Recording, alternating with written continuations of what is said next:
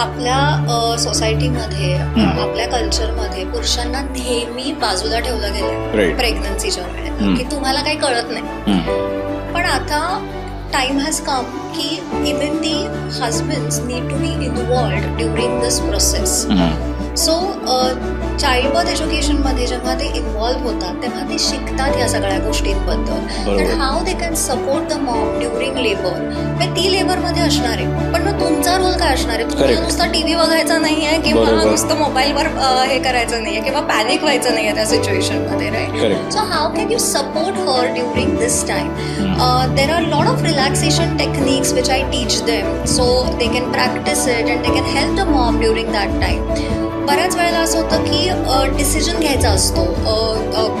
Doctor काहीतरी एक intervention सांगतात आणि त्या आईला ती लेबरमध्ये असल्यामुळे तिला डिसिजन घेता येत नाही बरोबर कधी कधी. बरोबर so the husband has to take the